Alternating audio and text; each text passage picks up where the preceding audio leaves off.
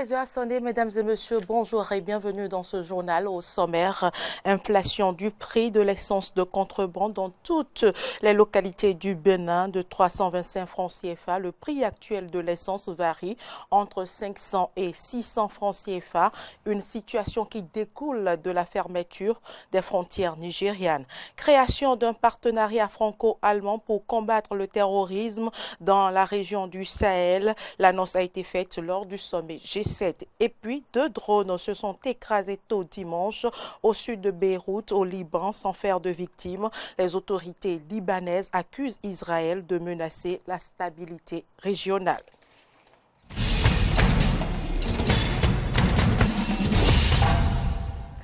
Merci de votre fidélité. On ouvre ce journal par l'évaluation diagnostique des enseignants qui s'est déroulée ce week-end sur toute l'étendue du territoire national. Une équipe de notre rédaction s'est rendue au centre du CEG1 d'Abomey-Calavi pour constater l'ambiance du déroulement des compositions. Malheureusement, elle a été renvoyée des lieux au même titre que les autres presses présentes dans ce centre dans la matinée de ce samedi. Corneille Haïssé et Denis Maroya ont pourtant réussi à avoir quelques images. Suivez plutôt.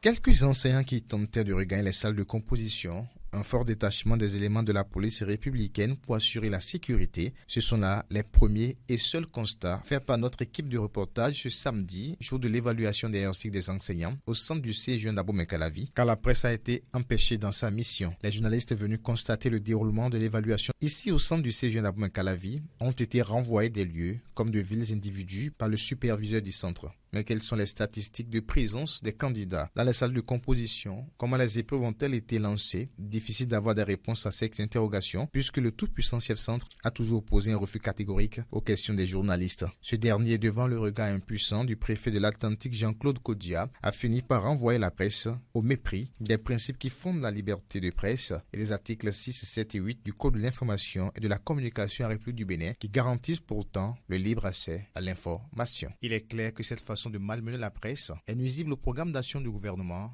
et au régime tout entier qui a besoin des médias pour une bonne visibilité. Dans le mono, des enseignants agents contractuels de l'État 2008 ont également affronté les différentes épreuves de cette évaluation pendant que certains disent avoir réussi le boycott qu'ils avaient envisagé. Le ministre Maouyon Kakpo se dit satisfait du taux de participation. Voici le point de l'évaluation à l'Okosa avec Jonas Bouchi. Forte présence policière ce samedi 24 août à l'entrée et aux abords immédiats des CG 1 et 3 de la ville de Lokossa. Alertés par les menaces de boycott de cette évaluation par les enseignants, les autorités ont dû prendre les dispositions idoines pour mettre hors d'état de nuire tout fauteur de troubles. Ce qui en a rajouté à la désapprobation de l'évaluation par certains enseignants. Nous sommes venus au CG1 Lokossa ce matin pour voir notre centre de composition et à notre grande surprise, on a constaté que le centre a été militarisé. Il y a assez de policiers qui nous empêchent d'avoir accès à ce centre. On ne comprend pas dans quelle république nous sommes. On nous dit que c'est pour rehausser le niveau de l'éducation nationale. On sait qu'il n'y a pas de classe, il n'y a pas d'infrastructure scolaire, il n'y a pas d'infrastructure pédagogique. Pourtant, les enseignants se sont échinés. On a obtenu les résultats qu'on a eu, plus de 50% à tous les examens. Est-ce que ce sont les enseignants qui sont en cause? C'est là la grande question. Les enseignants qui ne doutent pas de l'objectif de l'évaluation y ont pris part et ils nous ont confié leur impression à la fin des compositions. On a eu un sujet d'explication des tests en histoire et une dissertation en géographie. Au cours de la composition, aucune pression. Il faut avouer tout ce qu'il y avait comme pression, c'était bien avant la composition. Dans la salle où j'ai composé, tout était bien, une salle archi comme la présence effective des candidats. Je crois que sur le plan sécuritaire, rien de grave. Chacun a composé. Je suis en mesure de rentrer tranquillement chez moi. C'est un choix que j'assume. Le ministre Kakpo Maounion se dit satisfait du bon déroulement de l'évaluation. Au début, quelques petites résistances, mais très vite maîtrisées. Les gens composent. Le taux de participation est très appréciable et réconfortant. Ce centre où nous sommes, nous avons un taux supérieur à 60%. Tant Tant redoutés par la majorité des enseignants, les résultats de cette fameuse évaluation situeront les uns et les autres par rapport à ces vrais objectifs. Et nous restons dans cette localité du Bénin où le festival départemental des jeux ludiques dans le Koufou a connu son épilogue en début de week-end. Les finalistes des 7 disciplines en compétition se sont retrouvés à la Maison des Jeunes de Khourékamem pour clôturer ce festival dont l'objectif est d'occuper les jeunes à de saines distractions pendant les vacances. On retrouve Jonas Bochi pour le compte rendu. 2019, ce festival départemental des jeux ludiques a parcouru les 6 communes du Koufou pour promouvoir et inciter les jeunes à s'adonner à de saines distractions. Les populations de Khourékamem ont manifesté plus d'intérêt aux divers jeux et c'est ce qui a milité au choix de cette commune à abriter les phases finales ce vendredi 23 août. Après les étapes communales d'organisation des activités ludiques, nous sommes aujourd'hui à la phase départementale et nous tenons à dire félicitations aux participants et dire merci au maire de la commune de Khourékamem pour avoir accepté à abriter les manifestations de la phase finale. On est revenu dans sa commune parce que c'est Khourékamem qui a fait une forte mobilisation quand on développait les activités à la phase communale. Les adultes ont également besoin de ces jeux pour se divertir, selon le maire de Khourékamem. Si c'est Khourékamem qui est à l'honneur pour abriter ces jeux aujourd'hui, je pense que ça, c'est tout à l'honneur de cette jeunesse qui s'est mobilisée à la phase communale. Je leur dis sincèrement merci pour cette mobilisation et demande à toutes les équipes que le fair play l'emporte pour donner la vraie valeur au jeu qui n'est plus seulement réservé aux enfants, mais à tout le monde. Mieux qu'une simple distraction, ces jeux permettront surtout aux adolescents de s'éloigner de certaines déviances, à en croire le préfet du Koufou. Surtout que ces activités coïncident avec le repos de nos enfants pendant les vacances. Cela permet au gouvernement du président Patrice Talon de mettre à l'abri la couche juvénile, de la mettre à l'abri d'autres comportements que vous connaissez très bien. Ces activités ludiques sont des jeux sains qui permettent à nos enfants d'être ensemble. Et aussi faire en sorte que ces enfants-là puissent être ici et s'amuser sainement. Et pour se préparer, pour mieux nous remplacer demain. À la fin de cette finale, des prix ont été décernés aux vainqueurs de chacun des 7 jeux en compétition. Toujours à Khourékamem, la fermeture des frontières nigérianes n'est pas sans conséquence sur la flambée des prix de certains produits au Bénin. De 350 francs, le litre de l'essence de contrebande est passé à 600 francs CFA. Suivez le constat avec Jonas Bochi. À son arrivée à la gare routière de Khourékamem, cette passagère se voit obligée de débourser un peu plus que prévu pour son transport. Je suis venue à Khourékamem à 300 au lieu de 250, 200.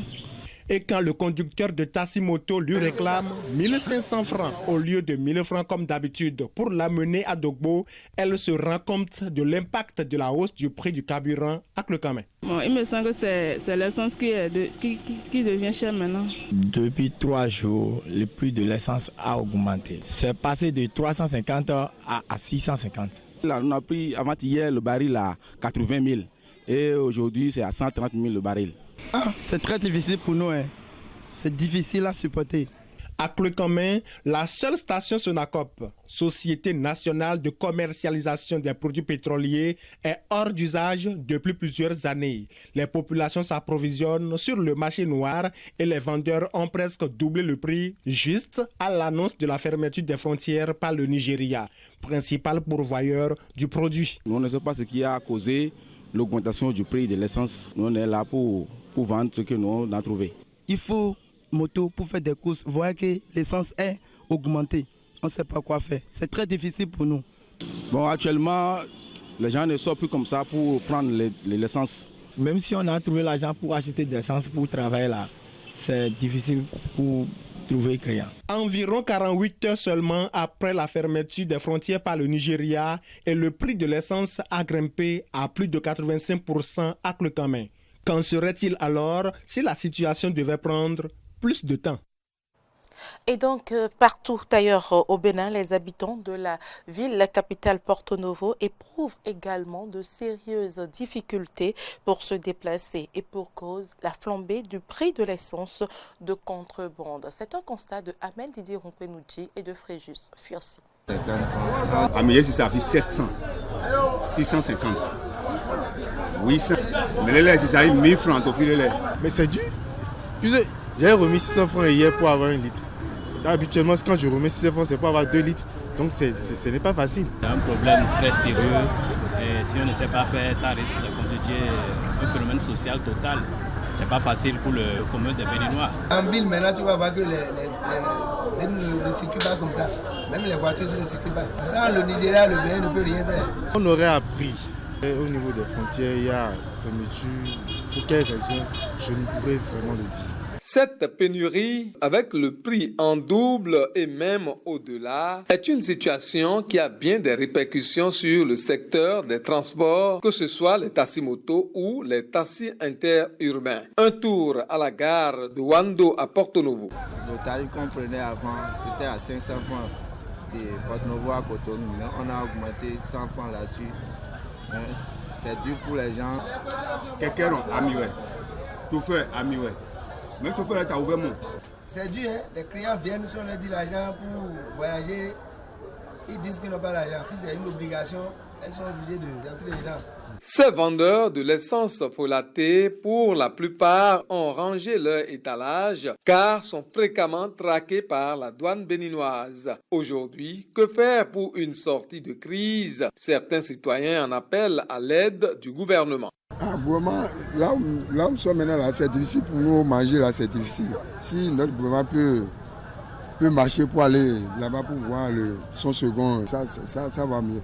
Le Nigeria, tous, le Bénin est tenu. C'est vrai, c'est un voisin très profitable qui nous aide, mais il faut qu'on essaie de nous départir un peu. Si on ne finit pas avec ça, on sera toujours en train de souffrir. Il n'y a pas de solution immédiatement à ce problème, mais ça deviendra un phénomène social total. Moi, je veux que rapidement qu'ils trouvent une solution pour ça.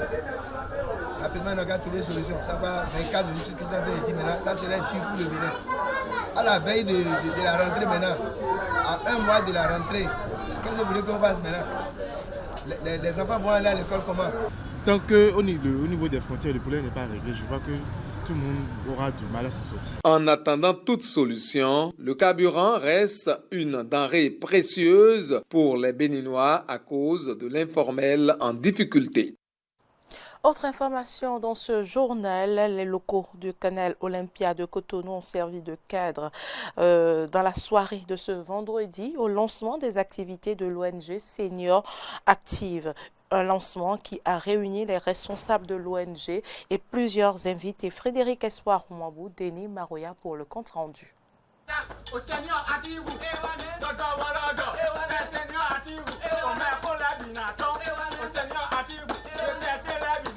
C'est sous des couleurs culturelles que l'organisation non gouvernementale Senior Active a décidé d'entrer dans l'arène. Et il ne pouvait en être autrement, puisque Senior Active se donne pour devoir d'offrir des services d'accompagnement et d'épanouissement pour les jeunes seniors. Toute chose appréciable pour Célestine Zanou.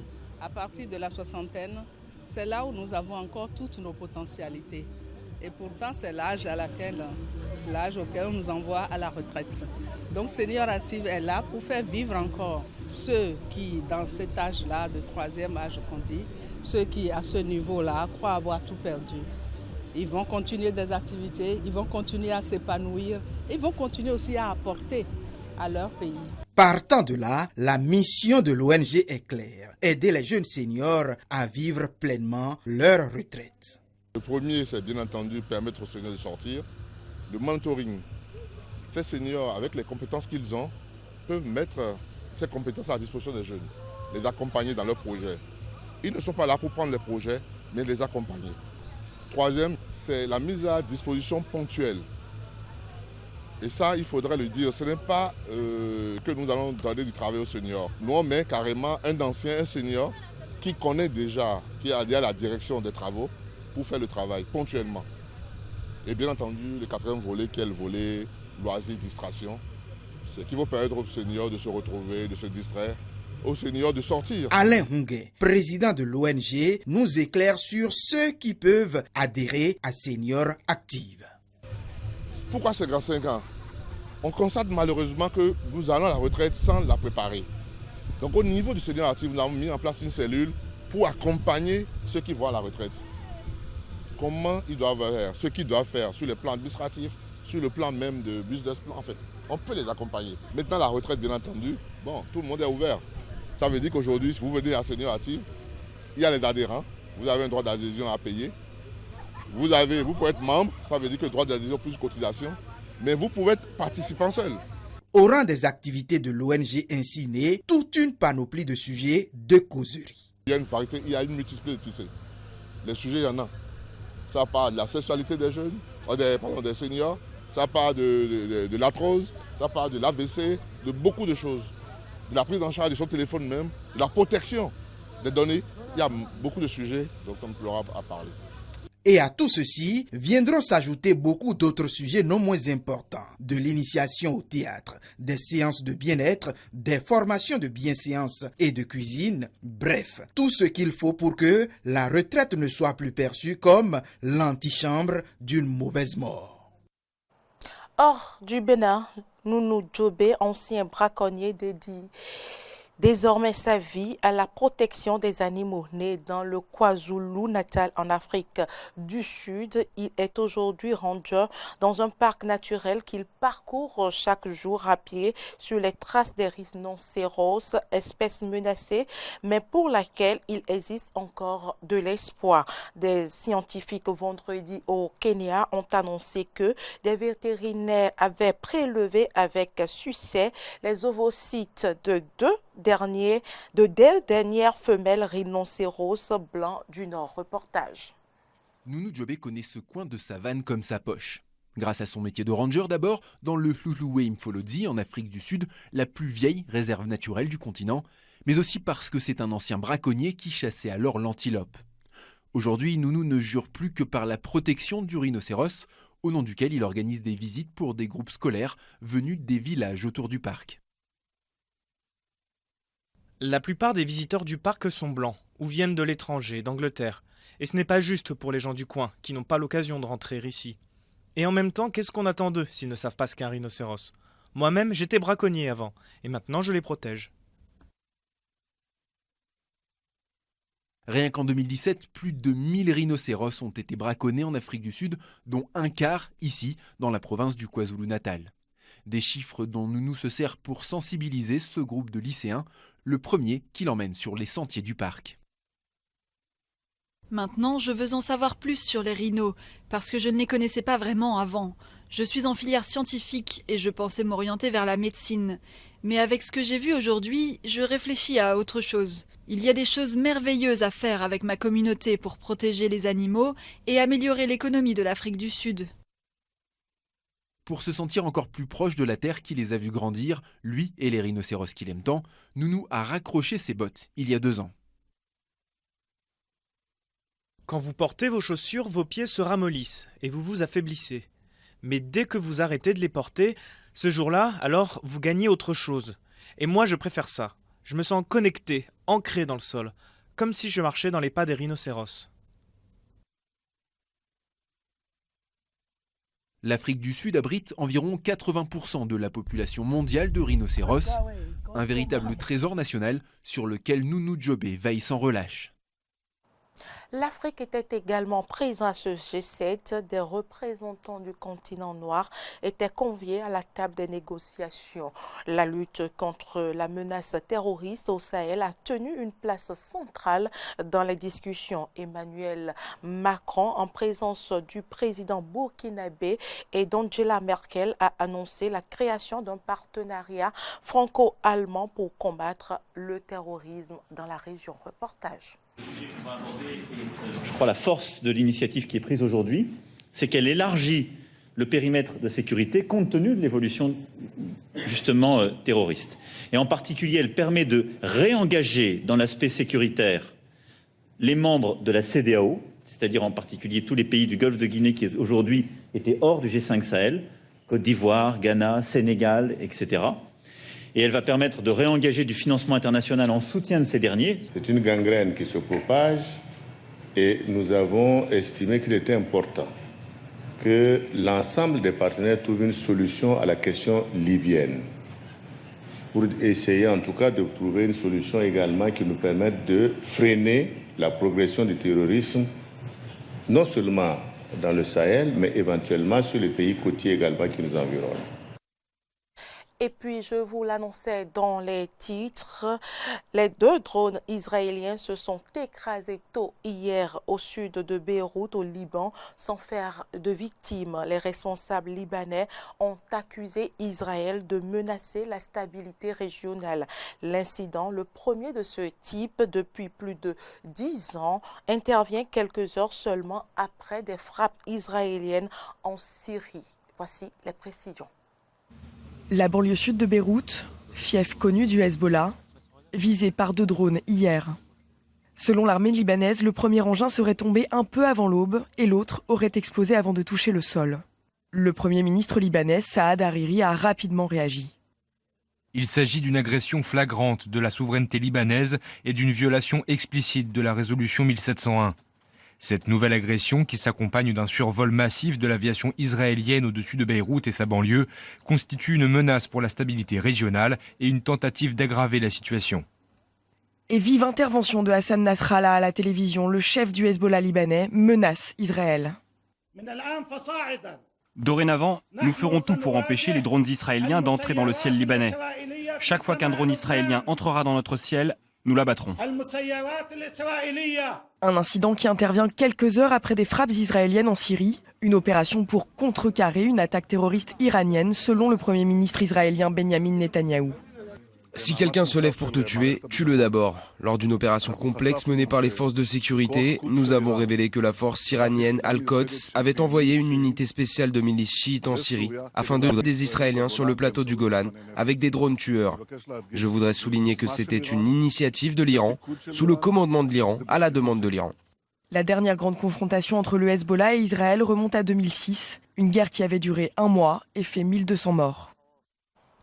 Fin de ce journal, merci de l'avoir suivi, à demain.